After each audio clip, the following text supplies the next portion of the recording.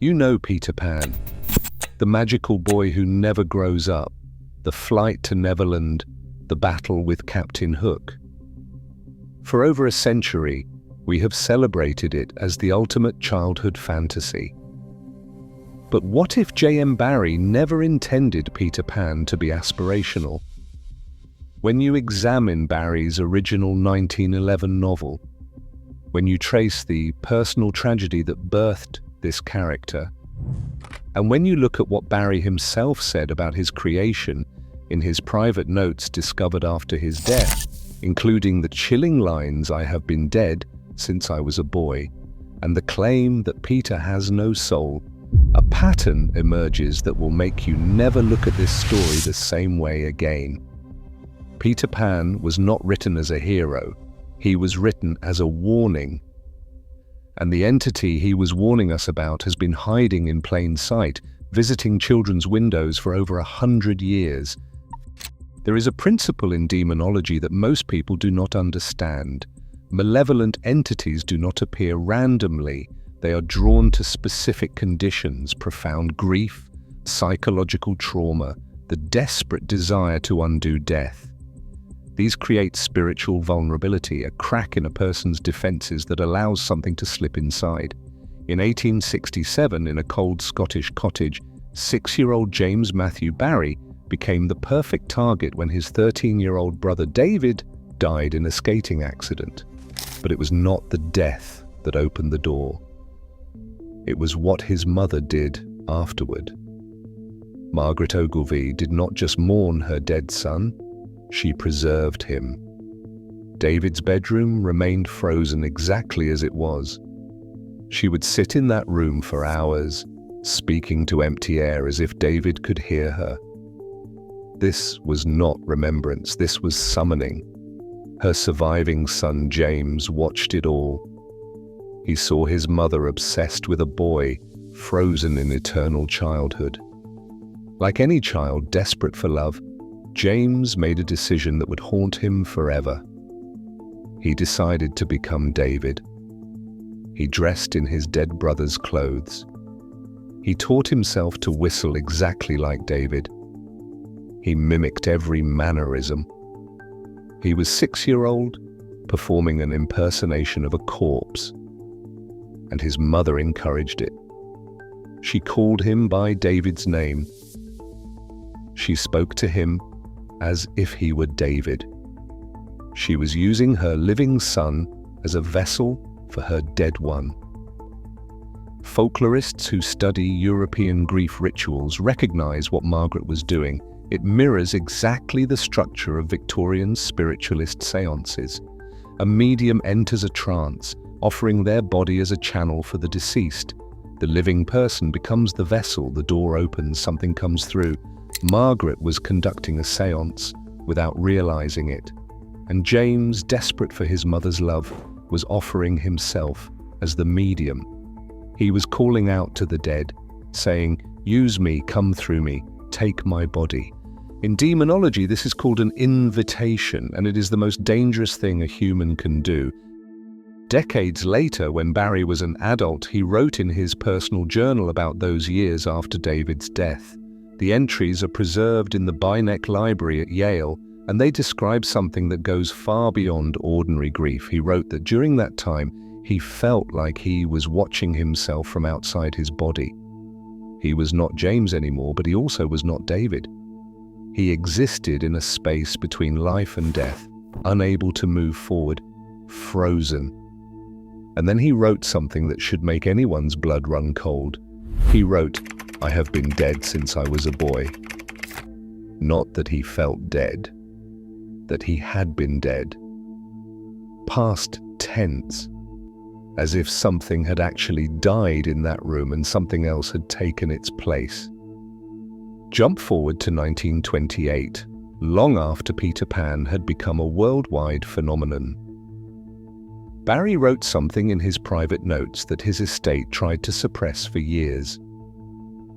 The note is now held in the archives at Great Ormond Street Hospital. The note says, "Peter Pan is the boy who couldn't love. He has no soul."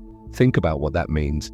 Barrie created a character beloved by millions of children, then privately admitted that character was soulless, that he lacked the capacity for human connection, that he was something pretending to be a boy but fundamentally hollow. This is not a writer describing a fictional character. This is a confession.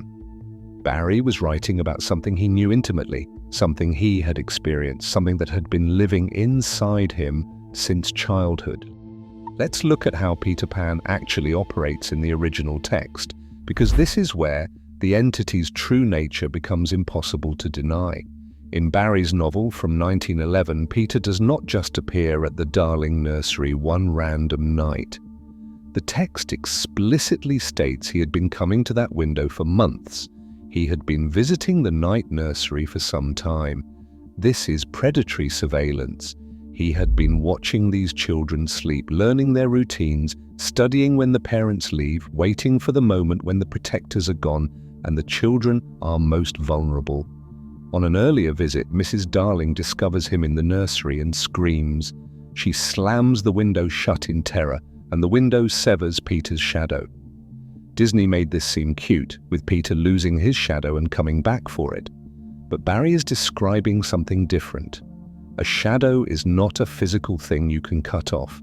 A shadow is an absence of light caused by a body blocking that light. For a window to sever a shadow, the shadow has to already be inside while Peter's body is still outside. The entity had already partially entered the home. It had established what demonologists call a spiritual foothold, a fragment of itself anchored inside their protected space. The full breach happens when the parents finally leave for a dinner party, leaving the children alone in the dark. The window simply opens. Peter walks in to retrieve his shadow, but it will not reattach. It has been separated too long. It is acting independently. This is when Wendy wakes and finds him crying because his shadow will not stick back on. And here's what's wrong with this scene. A strange boy has broken into this child's bedroom in the middle of the night, and her first instinct isn't fear or screaming for help. It's to comfort him, to help him. She offers to sew his shadow back on with needle and thread. She's compelled to help him, as if her will isn't entirely her own. Behavioral psychologists who study predatory grooming describe this exact pattern. The predator stages a scenario where helping them seems like the victim's idea, where the victim feels needed. Peter didn't force his way in. He manipulated Wendy into inviting him in, and once she physically sews that shadow back onto his body using her own hands, the connection is complete. She has given permission. The possession has been accepted. But Peter doesn't take her immediately. First, he makes an offer. He tells the children about a place where they will never have to grow up. No school, no rules, no parents telling them what to do. The children are tempted but uncertain. Wendy asks, what about mother? She will be so worried. She is thinking about the people who love her. She still has empathy. She still has connection. And Peter's response is one of the most psychologically manipulative lines in children's literature.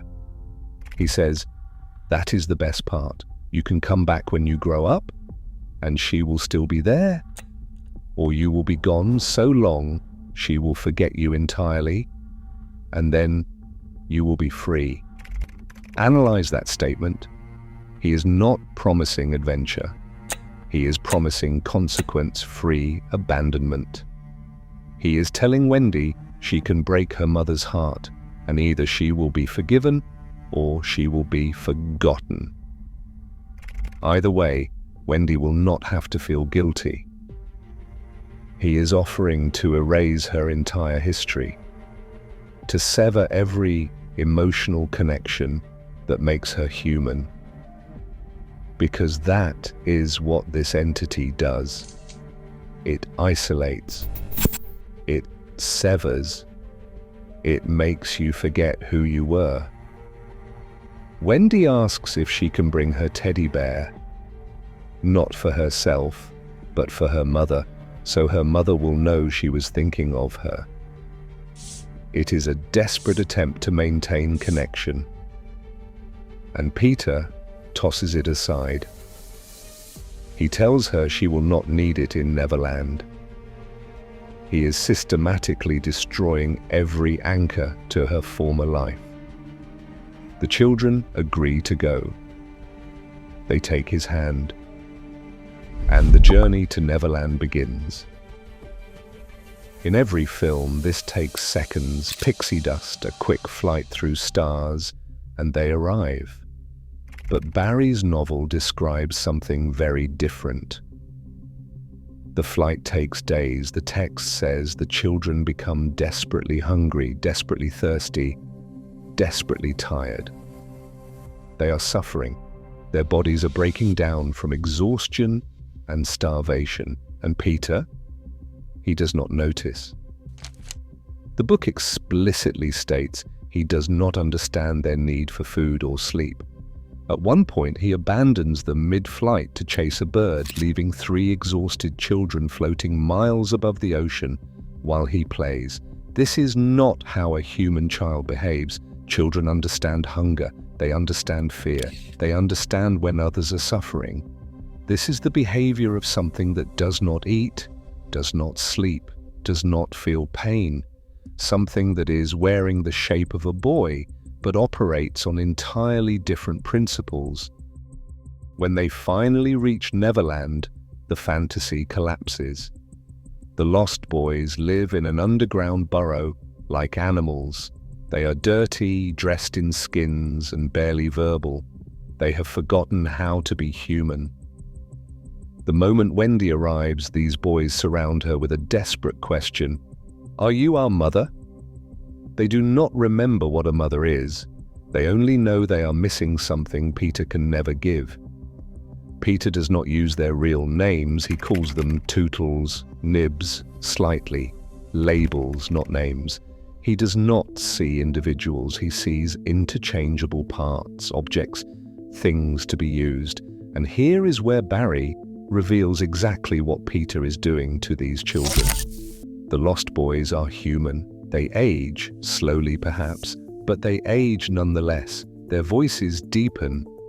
They grow taller. They begin to mature. This creates a fundamental problem for Peter's Neverland, because the entire premise is that no one grows up. So what happens when the boys inevitably start to show signs of aging? Barrie tells us explicitly. The text says that when the boys seem to be growing up, which is against the rules, Peter thins them out. Let that phrase sit with you for a moment. Not sends them home, not helps them leave, thins them out. Like you would thin a herd of livestock, like you would cull the weak ones. The implication is clear and horrifying. The boys who grow up are removed. Peter is the only constant, the only one who stays exactly the same, year after year, decade after decade. Here is what the text suggests, but never quite says directly. Peter does not age because he is feeding on something. He surrounds himself with youth, with children's life force, their vitality, their growing energy. And when that energy begins to mature, when it starts to change into something he cannot use, he eliminates the source and goes back to the window to collect more. He is not a boy. He is a parasite wearing a boy's face. And the lost boys are not his friends. They are his food supply. This is why Wendy sees what Peter truly is. The text makes explicit that Peter does not remember anything. He forgets yesterday's adventures. He forgets his friends. When Wendy asks about his past, he cannot answer, not because he will not, but because there is nothing there. His mind is empty. No history, no continuity, no self extending beyond the moment. Memory makes us human. It is how we learn, grow, love. A being without memory cannot form attachments or develop relationships. Peter exists only in an eternal present, each moment disconnected from the last. He is not a person. He is a recording playing the same loop forever. Everyone he encounters is temporary stimulation that will be erased the moment they are gone. Wendy realizes that Neverland is not paradise. It is a feeding ground. So she decides to save the Lost Boys. She tells them stories every night about home, about mothers who wait, about families who have not forgotten them. She is reprogramming them, teaching them to remember, giving them back their humanity.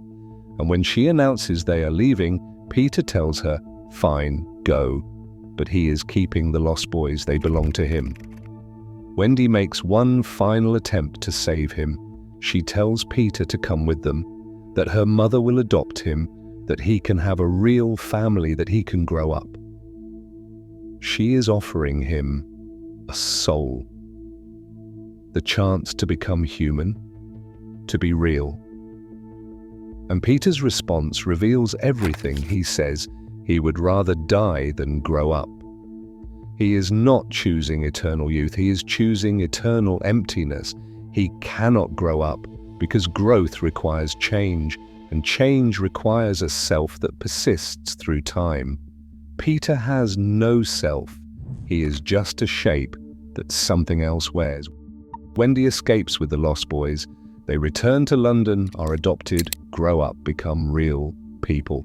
Peter remains in Neverland, alone, frozen, waiting.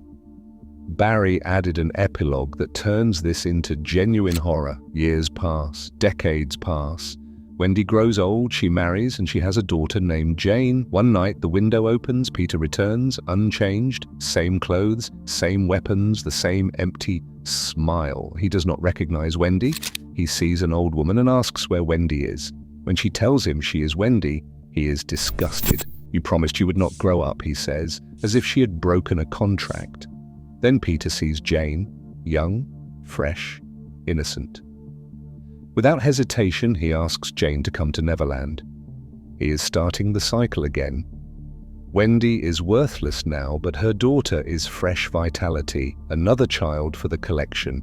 Jane goes. When she returns years later, grown with a daughter of her own, Peter comes for that daughter too. This will continue, Barrie writes, so long as children are gay and innocent and heartless. Peter targets children because they are heartless, literally without the emotional capacity to recognize danger. Children trust. Children do not see predators. Peter has exploited this for centuries. Here is proof Barrie never escaped what he had invited during childhood. In 1918, 51 years after David's death, Barrie wrote A Well-Remembered Voice, a play about a dead soldier returning to his grieving parents after a spiritualist seance. Over half a century later, he was still writing about dead boys coming back, spirits crossing thresholds, the barrier between life and death breached through grief. This was documentation of something he had experienced since age 6. In his final years before dying in 1937, friends reported he would wake terrified, hearing whistling outside his window.